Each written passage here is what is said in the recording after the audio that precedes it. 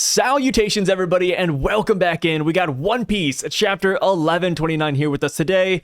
My name is Sai, and we're going to be talking about this chapter, breaking it down, and just having some good old fun with it. So that being said, let's get to it. All right, so to kick things off this week, we have volume 16 of Yamato's cover page adventure, the 16th installment on this amazing journey. And let me tell you, the biggest revelation we got this week out of Yamato's journey is that Shinobu is once again fat. And, you know, here's the thing, right? It was a little bit silly when I first saw it. I was like, wait, how did Shinobu let herself go in the span of maybe a month? But I almost forgot that Shinobu actually spent a majority of her life being fat. So maybe she wanted to gain the weight again so that she could be in her prime fighting form. I don't know, dude. I mean, you know, every week we get one of these installments. I always hope that something big happens. And I know it will. We all know it will. At some point, somebody's going to come to Wano. The kidnapper is going to be massive. You know, maybe Yamato ends the journey off with a bang. But until that happens, Yamato is truly just going around and revisiting all of Wano's towns and cities. And to be fair, you know, we knew what we signed up for. We started this with the mindset that Yamato was going to do a whole pilgrimage. That is the title of it. So, you know, let's enjoy the adventure, right? You know, it's a slow one, but I would like to reel it back in and cope and hope that Oda is cooking. Because you gotta admit, the last few times Oda brought in a major revelation in the cover page story, it did matter. It always matters. Like just thinking back to Egghead Island, we had the whole thing with Neomads and the Gorosei, incongruent with Vegapunk's reveal. And then we had the whole thing with, you know, Kuzan and Van Augur going to kidnap Pudding, and then boom, Pudding shows up, and then you see Kuzan as the 10th Titanic Commander. Like, whenever Oda cooks with these cover pages, he absolutely cooks. And sometimes it does seem like he prolongs cover pages so that it lines up with events in the story. All I gotta say is that these cover pages do matter. I mean, hell, I'm not gonna get there yet, but the reveal we get later in this chapter is directly tied to a cover page story. So, we go on and we have the first page of the chapter. And what do we got? We got the Sun God walking into the diorama saying, hey, you guys have really made a mess of things here. You messed up my Ru temple, and you're also killing my Pez servants. You know, like, how dare you live dolls do this to me? And, man, all I gotta say is that last chapter, this Sun God had aura. You know, and, you know, fair enough. I tossed that word around pretty willy-nilly. But you gotta admit, dude, you gotta admit, the footsteps, you know, the skull mask, the black fur jacket. I was like, damn, this guy looks really cool. He looks so cool. But in this chapter, as you read through it, this guy gets lamer and lamer with every text box he drops. I actually couldn't believe my eyes. As the chapter went down, I was like, wait, this guy isn't cool. He's freaking lame. You know, it's insane how one character can just do a 180 in the span of half a chapter of dialogue. But that is what happens here. I'm debating if I should just rip off the band-aid, and I'm gonna do it. But this guy, this Sun God, is Road from the New Giant Pirates. And, you know, like, unless you've read the chapter, kept up with the spoilers, you might be wondering, who the hell is Road? Well, Road is a character that made one singular appearance. One singular appearance. He is Hardin's, a member of the Grand Fleet's navigator. He is a lackey of someone who's the Straw Hat's lackey, to, you know, boil it down to the brass tacks. And I was losing my mind. I couldn't believe that that is who this was. You know, everybody had a theory, right? I went down, I talked about the Sun God potential identities time and time again. We had Loki, somebody said Odin, somebody said somebody who's related to Santa Claus of the Giants. I was like, oh, wow, like, these ideas are kind of cooking. Man marked by flames. You know, we even had my own theory, which I said, oh, maybe this is a princess, right? Because the Straw Hats always meet nobility, and we always meet princesses of new lands. And I was like, yo, Road? Road out of everyone? It's crazy. I genuinely have not seen a single person guess road except for Tekking. This guy is over here playing 40 chess. It's crazy. You know, I was over here playing with like little checkers. I was like, oh, like I'm gonna stack them up like Jenga. I wasn't even playing checkers right. Then you have Tekking saying it's road a day before any spoilers, any hints actually drop. And that is an insane guess. And if you wondered how Tekking, the monster, guessed that this character was road based on last week's chapter, it's because the eyes matched, it's because the build matched, and not to mention, but the height matched. There were a lot of things that actually lined up with road, and even looking at his armor, well, it's not like Lego-like, but it was weird and bumpy and almost toy-like. So yeah, he did kind of have this Legoland-esque design in a way. The only thing that felt weird about Road being the sun god, though, is simply why? Why, how, when, where? All the W's, brother. All the W's were surrounding Road. But we come to find out, I'm just going to kind of, go through the whole Road thing now, and then we'll get back to the chapter. But we do come to find out that the reason why Road is doing this is, one, because his crow brought these guys to him, right? He didn't actively pursue the Straw Hats. He didn't want to capture the Straw Hats. The Straw Hats were brought to him. Like a crow out of Dark Souls, like a crow in real life, they just like picking up shiny things and bringing it back to their home. And that's exactly what Mugen, the crow from last chapter that we defeated and pretty much killed, did. They saw the Straw Hat crew, they saw the Thousand Sunny, picked them up out of the ocean, and brought them here. It is completely and 100% accidental. This was not planned. This wasn't some grand scheme by an emperor. No. This is just RNG at its finest. That is crazy. And, to add on to it, I've seen people saying that this really sucks because the Straw Hats are Yonko crew, were way too strong to be hindered by this guy. But here's the thing. The Straw Hats, one, just got done battling on Egghead Island. Two, they were drinking Green Fairy. And three, they apparently sailed past an area called the Sleeping Gas Mist. First off, what the hell is that? You're telling me you could just sail on the ocean and just run past sleeping gas? I'm kind of assuming Road is the one who put the sleeping gas there in the first place, since he does have sleeping gas just ready to go in his pocket. Because when he gets the Straw Hats, Nami almost wakes up. She starts tossing and turning, and what Road does is the most P. Diddy thing I've ever seen, but he whips out sleeping gas and just starts dousing her in it. So who's to say Road just doesn't dump sleeping gas in that area of the world that the Straw Hats sailed through, and that's how he got the rest of the citizens of Legoland. He's just a serial kidnapper, a really weird guy. But then again, the world of One Piece is really weird, so this could just be a natural occurrence and Road just takes advantage of it. But yeah, suffice to say, but the Straw Hats were completely and utterly pooped and exhausted. So yeah, them being captured by Road, them being brought over by Mugen, I think that pretty much falls in line. And that is a typical Straw Hat adventure, right? It doesn't get more Straw Hatty than that.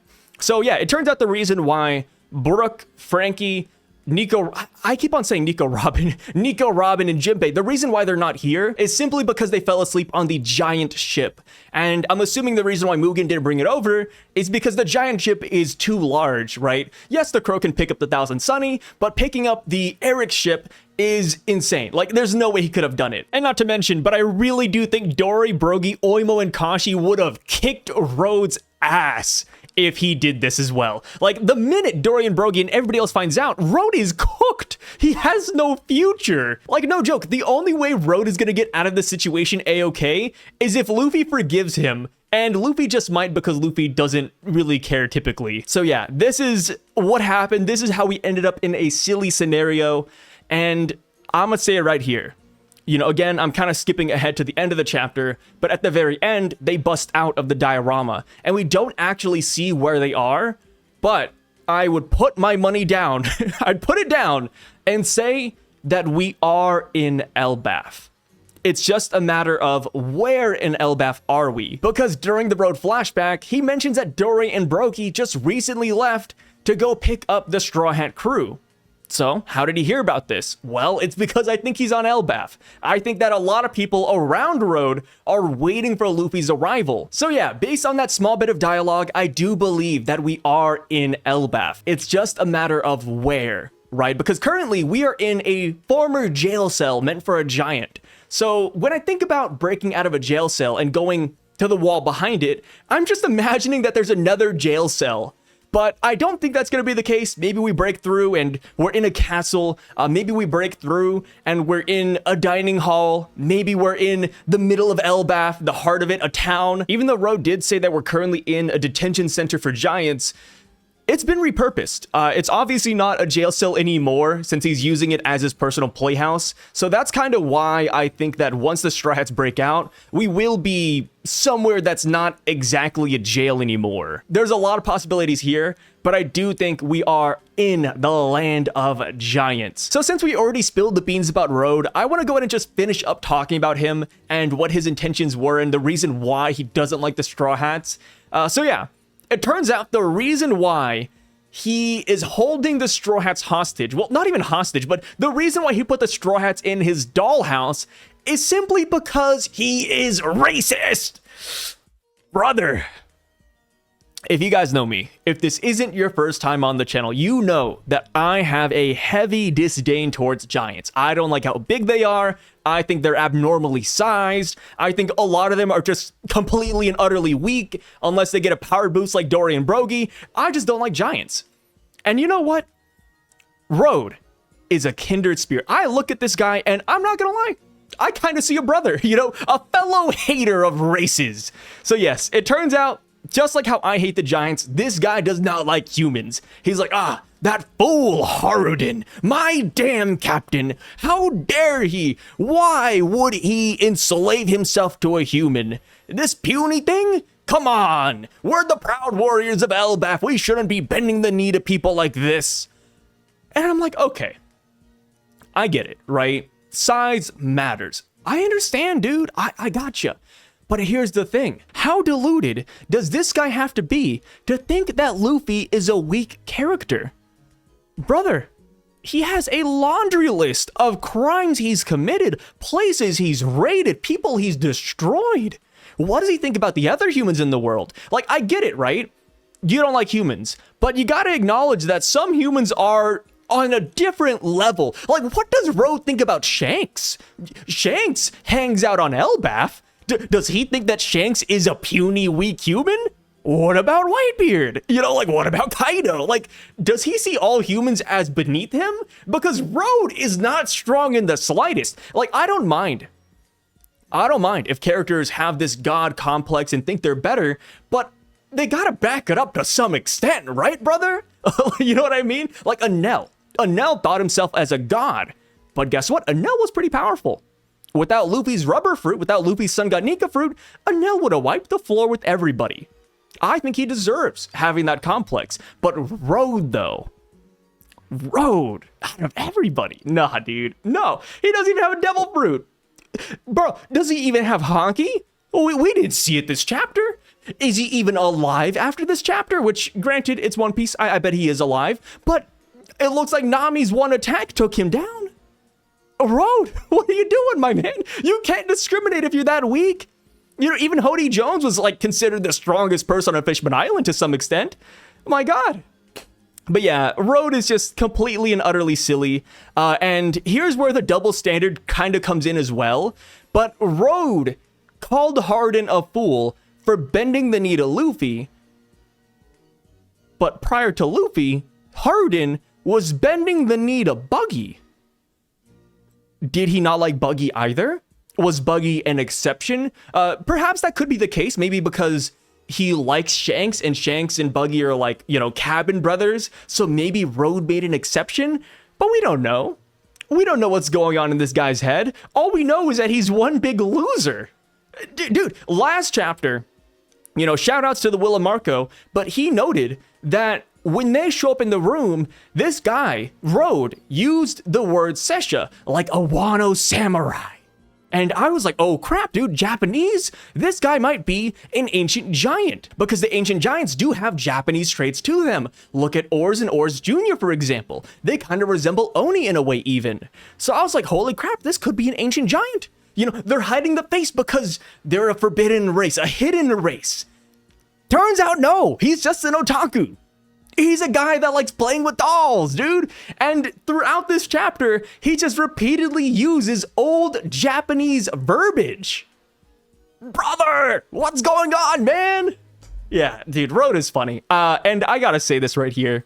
I love, despite the fact that I'm ragging on Road, I actually love that he is the reveal. I genuinely do not think it could get better than this.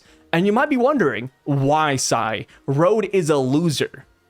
But that's exactly why I like him. Because it is such a silly scenario. But also, Road harboring ill will towards Luffy and Hardin, it does strike me as something very piratey, right? Like, it's almost like a mutiny in a way. And I'm like, yo, that's kind of cool, right? It shows that because you have this grand and expansive fleet, you don't come to know every single person. Not everybody is going to be on board. Like Orlumbus, for example. Orlumbus has 5,000 people under his command. How do they feel now that they're working under Luffy? And then you have to remember, too, that Luffy isn't really giving these guys missions. He literally gave them a flag. Well, they kind of took and made their own flags, but they're just working under him. Luffy isn't like Buggy, where Buggy sends his mercenaries out and they rake in money for him. No, he's not like Crossguild where you're actively hunting Marines and getting paid for it. No, he's not like Shanks where he's granting you protection because you're so weak. Like, Luffy isn't exactly a structured Yonko, so I could see why somebody would be disgruntled. So yeah, Road betraying Hardin and Luffy, I felt was very realistic in a sense. And hey, speaking of Hardin, I wonder what he's going to do when he finds out that Road kidnapped his captain. Like, I can just imagine Hardin beating the hell out of Road too. Like, forget Dori, Brogy, Oimokashi. Hardin will take this man down. Hell, when they find out that Luffy is the sun god, maybe all of Elbaf will beat Road down. Maybe this giant prison that the Straw Hats are in will be used for Road at the end of the day even. The only thing right now that's kind of working out for Road is that he's wearing a whole costume and getup. So there is a chance that once we leave this room, we won't be able to connect the dots and say that Road was the fake sun god.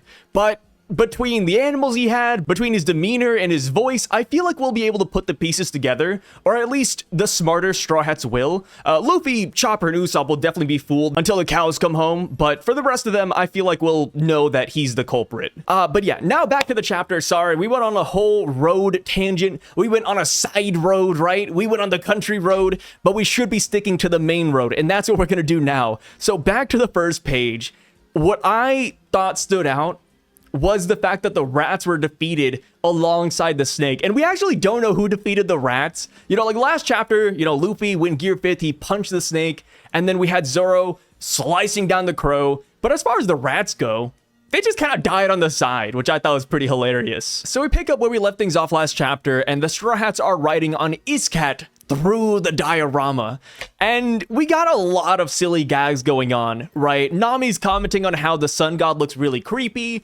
Zoro comments about how the sun god looks more like a demon than an actual god. And then Luffy's like, hey, this guy, despite him being a weirdo, he put in a lot of work and effort into this town. Guys, Iskat, jump over the buildings. Let's try not to destroy his landscape here. And yeah, the Straw Hats are not taking this guy seriously. They really aren't. The only reason they haven't turned around and just destroyed him outright is because Usopp doesn't want to antagonize the giants. And of course, we don't even know how we got here. There's a lot of factors at play here when it comes to why the Straw Hats don't simply turn around and cook this guy from the inside out. So during the chase scene, Nami whips out the map that she found last chapter and she tosses it into the air because she does not need it anymore. Based on a singular glance and look through, Nami can perfectly recall the entire setup of the room and the diorama, which I love for multiple different reasons, mainly because it brings Nami's character full circle. She started the series as this incredibly talented map maker. Her dream is to map out the entire world. So giving her a map and having her master it in such a short amount of time just makes sense. And like I said, it does feel like Oda is going back to the roots of these characters, which I really enjoy. The other reason I like the fact that there was a map in general is because it does tie back to Road. We can't forget that Road is the navigator of the new giant pirates. So him having a map at all actually fits his character quite well, and is also another hint last chapter as to how this could have been Road to begin with, right? Maybe people looked at the map like Tekking did and said, hey, weird that there's a map for the diorama, right? Well, it must mean that whoever owns this place is a talented navigator or a talented map maker. So after Nami gives us the lowdown on how this place is structured, Road adds on to it, and he's like, yeah, this place used to be an old giant prison cell, which is another reason why I do believe we are on Elbaf. Of course, it's not unheard of for a pirate ship or other places to have prison cells, but I do think it makes sense that a kingdom has a jail, right? I feel like that's pretty one-to-one, and that's why I do think they are in a castle of some sort, but I digress. So the Straw Hats continue escaping, and the Sun God is like, oh, you guys are getting far, but you gotta beware because the Glotto Bunny, the ear god, is right around the corner. And I'm like, wait a minute. Ear god, you say? You mean the thing Luffy ate last chapter? And it's so funny because the citizens are like, hey, Sun God, sir, about the Glotto Bunny, about the ear god. He's kind of dead. And Oda actually draws the ear god skeleton as well. And it's so funny because we even get a little frame of what the ear god looked like when they were alive. And they looked so happy in a weird way. Of course, they look murderous because they have the crazy sharp teeth and they're grinning. But I'm like, hey, it's kind of cute, man. He didn't deserve this, right? Like, it has a name and everything. I almost feel bad. I know Road is a villain, but why the pets, man? Why eat the pets? You know what I mean? But either way, though, the Straw Hats just keep on cruising, and the Sun God, Road, I don't know how to describe it, but he's kind of living this up. He's having a lot of fun. This might be the most excitement Road has ever seen in his entire life, because he starts throwing his hands back and is like, ah, yes, chaos, destruction, that's what life is all about. And I'm just like, yo, this guy's a loser, man. This guy's an absolute loser. And yo, it's just so funny because it does feel like this guy is coping because everything he does, everything he tries to throw at the Straw Hats just doesn't work, man. Like he uses an iron net. Sanji and Zoro decimate it. Well, decimate's the wrong word, you know, but they destroy it. And this guy just keeps on talking, man. He keeps on talking about how, yes, heroes and villains, good and evil, who will come out on top? It's like, brother, what are you doing? I can't help but feel second-hand embarrassment reading his lines, dude. And then the next thing we get is the mirror scene. Usopp shoots a green skull grass bomb at it. It cracks, but it doesn't break. And then the guy just goes on another spiel about how disappointments are a thing of history. You know, it happens all the time. And it's like, okay, dude, all right. How about you take all that energy and try to stop the Straw Hats instead of just yapping, right? It's so funny. But also, on Usopp, though, I found it interesting that throughout these past few chapters, Usopp has been not completely useless, but it feels like everything Usopp has done hasn't really worked out for him, right? The cat lion, for example, Usopp did not beat it. Nami had to save him, and then Luffy kind of called him out saying, hey, Usopp, you could have beat that guy, right? Like, you could have handled that situation, correct, Usopp? And then in this chapter, Usopp tried to shoot the mirror.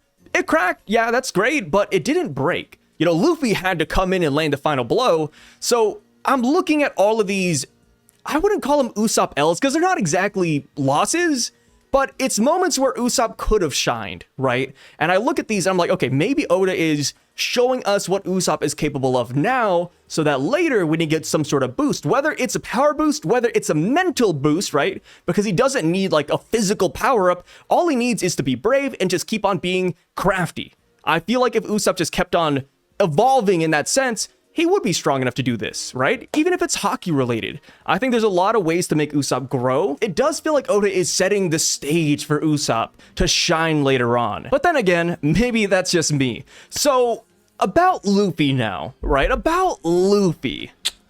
He says, hey, Usopp couldn't do it, so I'm gonna handle this mirror. So he whips out something that we have not seen before, something brand new. He says, hey, I'm just going to use a little bit of Gear 4th. I'm just going to use a tad of Gear 4th right now to break this mirror. He doesn't want to fully transform into Bounce Man, Snake Man, none of that. So instead, he transforms his left arm into the Bounce Man form, and I'm like, yo, this is what it's all about. This is what Luffy's evolution looks like. And also, going back to 1127, this would also explain why Luffy used Gear 4th Elephant Whip when he was fighting the giant cat, right? Everybody said it was a little bit odd. Was it a mistake? Is it intentional? Turns out that it might just be intentional. Of course, Elephant Whip is still a Gear 3rd attack, so it's kind of strange that he said Gear 4th, but either way, right? In this chapter, Luffy does evolve with his fruit. And I think this makes a lot of sense personally, because when you really contextualize it, Luffy has a Zoan devil fruit. He doesn't have a paramecia, he thinks he has a paramecia. So in reality, what Luffy has been calling Gear 2nd, Gear 3rd, Gear 4th, and even Gear 5th are all just Zoan aspects of his devil fruit, right? He has hybrid forms, he has a Zoan awakening, he has his base human form, like that's what it really is. So seeing Luffy actually morph into Gear 4th while still looking how he normally does makes sense because he's a Zoan. And I'm excited. Now that Oda is, putting Luffy into that realm, I have been very, very, very, very curious to see if Luffy has a full Sun God Nika form. Because personal opinion here, but I think Luffy's Gear 5th or his awakening is an awakened hybrid form. So if that is what that is, then there might be a full Zoan Sun God Nika form out there where Luffy looks entirely different. Because that's how Zoans typically work, right? Like Kaido, for example. His full Zoan is him as a dragon, and then he has the hybrid form where he's half human, half dragon. So with that being the case, I feel like Luffy does have a full Zoan that we just haven't seen yet. Everything we've seen thus far are just hybrid forms in a way, or he gets a smidgen of Sun God Nika's power. I feel like there's still an entire different realm of Luffy's power we have not seen yet. But of course, that's just me. But either way, Oda is finally tackling this. And I think it's so funny that Luffy, despite getting this evolution, despite taking steps forward when it comes to how he's progressing with his devil fruit, he still doesn't know what he has. Brother still thinks he has the Gumu Gumu no Mi, right? So I do wonder, now that we're on Elbaf, now that we're reaching Sun God Nika's homeland, I wonder if one of the giants will say, hey, Luffy, you're the Sun God, brother. Like, you could do this, you can do that. Because since Sun God Nika is an Elbaf fable, they should have records as to how they fought or what they could do. So imagine what Luffy would be like if he heard those stories. Because devil fruits and your powers, it's all about imagination. The minute Luffy learns that Sun God Nika could do X, Y, or Z, I think Luffy would do X, Y, and Z, but on crack, right? So I love that Oda's finally doing this. I think we can already see a new horizon when it comes to Luffy's abilities in the future. And also, I love that it kind of repurposes Gear 4th, 3rd, and 2nd, because those are iconic forms. Those are great forms. But now that we're in the final saga, would we ever have to whip those forms out again? Because Luffy can just casually go Gear 5th, right? Like against the snake. Gear 5th, booming pistol, I'm done. I'm back to my normal form. He had no repercussions last chapter. So, it was like, okay, does he even need Gear 4th anymore? But turns out, Gear 4th is now incorporated with his base form in a way. It's hard talking about forms and how they're all melding together. But yeah, either way, TLDR, Luffy's looking pretty damn good right here. So while the Straw Hats are escaping, we actually see the residents of Legoland talking about what's going on. And they're like, hey guys, I think we can finally escape. And that's something I was missing last chapter. And that's why I kind of felt like they were just LARPing or role-playing and having fun. Because I was like, wait, Luffy broke the cage. He broke the sky. I'm surprised these guys aren't running for the hills. But it turns out that they did want to run, but they just didn't fully understand what was going down. So now that they see that the Straw Hats have enraged the Sun God, now that they see that the Straw Hats are about to break down the walls of their kingdom, they're like, hey, I think it's time we go. And I love that they're saying this right underneath Road. Road is right here monologuing, doing his whole anime otaku spiel. And they're like, yo, this guy's kind of crazy, man. We got to bounce, dude. So yeah, we have the Straw Hats running out, and right before they break that wall, Nami turns to Usopp, who has been holding back the Straw Hats in a way, because Usopp did not want to fight this guy. Last chapter, he said, hey, guys, if we see a giant, let's not get into a fight with them right away. But Nami's like, hey, Usopp, I know you said not to fight this guy, but if a natural disaster hit him, like a lightning storm, hail, rain, earthquake, like, does that really count as us fighting him? Usopp sniffs out Nami's intentions of wanting to take down the false sun god, and he tries to stop her, but that's when Sanji jumps in, and he fully supports Nami, saying, hey, I think we should do something. I can't forgive this guy, because he must have seen Nami naked. That's the only explanation as to how we got into these clothes. Nami's like, yeah, you know what, Sanji, you're right. And you know what? I think divine intervention, a divine judgment, will strike this man down. And that is when the fake sun god Road looks up in the sky and sees clouds that he didn't put there himself. And it turns out that Zeus, this entire time, has been building up a giant electrical strike. Right, and it strikes Road down. All it took was one charged up Zeus attack to put this guy down in the dirt. Granted, he could still be up and about next chapter. I don't think he's gone forever, but I also don't think he's going to be a threat. If Nami could do this much damage and, have that much impact with a single Zeus attack, yeah, he's done, dude. Like, one attack from Sanji, one attack from Zoro, Luffy, like, my god, this guy's such a bum, man. And I love it. I think it's so funny because of that, right? He just has so much hubris despite having nothing to back it up. Like, Road's whole mindset here, it makes me wonder if Harden ever told him that Luffy beat him in a singular blow. Right, because Luffy went gear second in Dressrosa, and he took Harden down with ease. Did he not tell Road, hey, our captain is actually very, very, very powerful, and that you shouldn't just automatically underestimate humans? Which I do kind of wonder now, if the rest of Elbaf, or if other giants, feel the same way Road does. When the Straw Hats make it to the land of giants, will they continue to be discriminated against because they are small? That is the million-dollar question.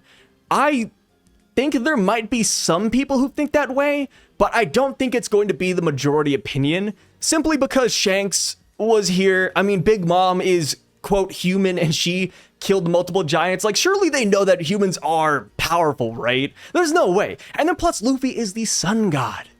Luffy's the sun god. Like, the minute they bring Luffy back and talk all about him, I feel like the tune of a lot of giants are going to change. Which, speaking of the sun god thing, I'm surprised Road doesn't know.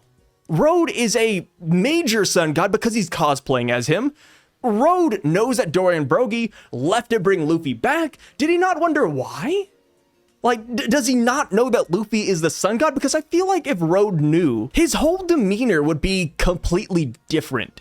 So if Road survives Nami's attack, and he sees Harden, and he sees Dory Brogy, Oimokashi, and they're like, yo, this is God. Like, what would Road say? Like, would Road have to, be an otaku and just commit seppuku? I don't know. Now that I'm thinking about it, what if they don't like that a human ate the sun god Nika fruit? Because we all have this assumption that because sun god Nika is an Elbaf legend, that maybe the original sun god was a giant? So if that's the case, like, will they look at Luffy and say, hey, you don't deserve that devil fruit? That's definitely a question that's going to keep me up at night, right? And plus, like, since we know that Zoans have a will of their own, there is a chance that Luffy's sun god Nika fruit will go crazy here on Elbaf. Maybe it'll reawaken itself, and maybe that's when we'll see a full Zoan Nika. Hey, there's a lot of possibilities here, man. So now that Road has been dealt with, now that the wall has come crashing down, we end off with the good old mystery of where are we? And I've been mentioning it throughout the video, but I do believe that we are on Elbaf. I feel like that just makes the most sense between the giant prison cell, between Mugen the Crow picking up the Thousand Sunny off the coast of Elbaf near the sleeping gas mist, and then we have Road talking about Dorian Brogy and how they're going to bring them back. Like, I really do just think we're on Elbaf. But, of course, the only thing we have to go off of is Luffy's smile. And Luffy's smile could mean 1,000 different things. He could be smiling because they're in the land of giants. Luffy could be smiling because he sees the Thousand Sunny. Luffy could also be smiling because there's a plate of meat in front of him. So I can't take Luffy's smile too seriously, but I'm gonna go with the easiest answer and just say that we are an Elbaf. But of course, if you disagree, that is totally fine. And yeah, with that being said though, that is the end of the chapter. It's super straightforward, super funny, and it made me super excited for next week's chapter. So yeah, with that being said though, guys, thank you so much for watching this video up until the very end. I really freaking appreciate it, and I will catch you guys next week. Let me know all your thoughts, opinions, and theories in the comment section down below, and I will catch you guys later. My name is Sai, and I'm signing out. Peace.